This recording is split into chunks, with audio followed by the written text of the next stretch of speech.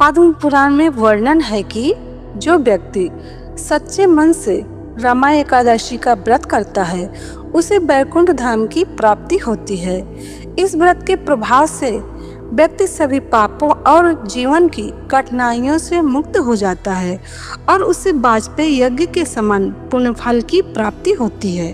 तो रमा एकादशी 16 अक्टूबर 2025 गुरुवार को सुबह 10:35 से 17 अक्टूबर शुक्रवार को सुबह 11:12 तक रमा एकादशी है। तो उदया तिथि को ध्यान में रखते हुए 17 अक्टूबर शुक्रवार को एकादशी का व्रत उपवास रखें। रमा एकादशी व्रत कथा। युधिष्ठिर ने पूछा, जनार्दन, मुझ पर आपका स्नेह है, अतः कृपा करके बताइए कि कार्तिक के कृष्ण पक्ष में कौन सी एकादशी होती है। भगवान श्री कृष्ण बोले, राजन, कार्तिक मास में गुजरात महाराष्ट्र के अनुसार अश्विन मास के कृष्ण पक्ष में रमा नाम की विख्यात और परम कल्याणमयी एकादशी होती है। यह परम उत्तम है और बड़े बड़े पापों को हरने वाली है। पूर्व काल में मुचकुंद नाम से विख्यात एक राजा हो चुके हैं जो भगवान श्री विष्णु जी के भक्त और सत्य प्रतिज्ञ थे। अपने राज्य पर निष्कंटक शासन करने वाले उन राजा के यहाँ नदियों में श्रेष्ठ चंद्रभागा कन्या के रूप में उत्पन्न हुई। राजा ने चंद्रसेन कुमार शोभन के साथ उसका विवाह करा दिया। एक बार शोभन दशमी के दिन अपने ससुर के घर आए और उसी दिन समूचे नगर में पूर्ववत ढिंढोरा पिटवाया गया कि एकादशी के दिन कोई भी भोजन न करे। इसे सुनकर शोभन ने अपनी प्यारी पत्नी चंद्रभागा से कहा, प्रिय, अब मुझे इस समय क्या करना चाहिए, इसकी शिक्षा दो। चंद्रभागा बोली, प्रभु, मेरे पिता के घर पर एकादशी के दिन मनुष्य तो क्या, कोई पालतू पशु आदि भी भोजन नहीं करते हैं। प्राणनाथ, यदि आप भोजन करेंगे तो आपकी बड़ी निंदा होगी। इस प्रकार मन में विचार करके अपने चित्त को दृढ़ कीजिए। शोभन ने कहा, प्रिय, तुम्हारा कहना सत्य है, मैं भी उपवास करूंगा। दैव का जैसा विधान है वैसा ही होगा। भगवान श्री कृष्ण कहते हैं, इस प्रकार दृढ़ निश्चय करके शोभन ने व्रत के नियम का पालन किया, किंतु सूर्योदय होते होते उनका प्राणांत हो गया। राजा मुचकुंद ने शोभन का राजोचित दाह संस्कार कराया। चंद्रभागा भी पति का पारलौकिक कर्म करके पिता के ही घर पर रहने लगी। नृपश्रेष्ठ, उधर शोभन इस व्रत के प्रभाव से मंदराचल के शिखर पर बसे हुए परम रमणी देवपुर को प्राप्त हुए।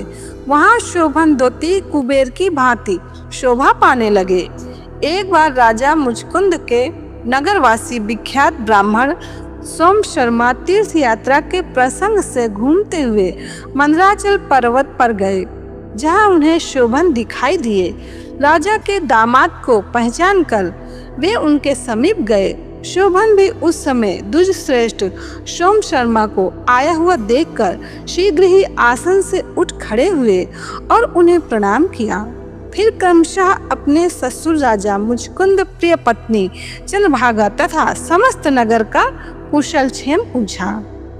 सोम शर्मा ने कहा, राजन, वहाँ सब कुशल है।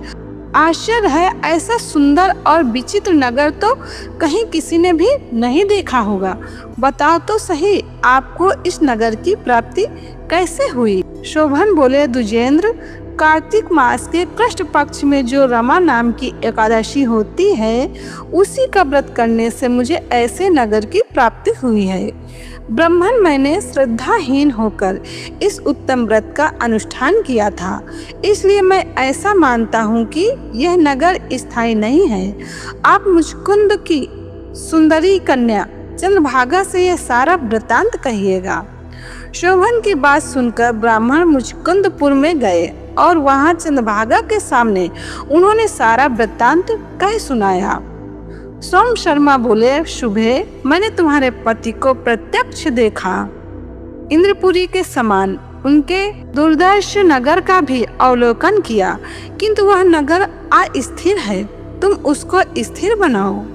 चंद्रभागा ने कहा, ब्रह्मर्षि, मेरे मन में पति के दर्शन की लालसा लगी हुई है, आप मुझे वहां ले चलिए। मैं अपने व्रत के पुण्य से उस नगर को स्थिर बनाऊंगी। भगवान श्री कृष्ण कहते हैं, राजन, चंद्रभागा की बात सुनकर सोम शर्मा उससे साथ ले मंदराचल पर्वत के निकट वामदेव मुनि के आश्रम पर गए।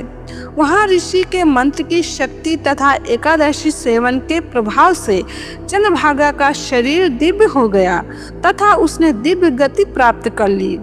इसके बाद वो पति के समीप गई। अपनी प्रिय पत्नी को आया हुआ देखकर शोभन को बड़ी प्रसन्नता हुई। उन्होंने उसे बुलाकर अपने वाम भाग में सिंहासन पर बैठाया। तदंतर चंद्रभागा ने अपने प्रियतम से यह प्रिय वचन कहा, नाथ, मैं हित की बात कहती हूँ, सुनिए। जब मैं 8 वर्ष से अधिक उम्र की हो गई, तब से लेकर आज तक मेरे द्वारा किए हुए एकादशी व्रत से जो पुण्य संचित हुआ है, उसके प्रभाव से यह नगर कल्प के अंत तक स्थिर रहेगा तथा सब प्रकार के मनोवांछित वैभव से समृद्धशाली रहेगा। नवश्रेष्ठ, इस प्रकार रमा एकादशी व्रत के प्रभाव से चंद्रभागा दिव्य भोग, दिव्य रूप और दिव्य आभूषणों से विभूषित हो अपने पति के साथ मंदराचल के शिखर पर विहार करती है। राजन, मैंने तुम्हारे समक्ष रमा नाम की एकादशी का वर्णन किया है। यह चिंतामणि तथा कामधेनु के समान सब मनोरथों को पूर्ण करने वाली है। जय श्री कृष्ण।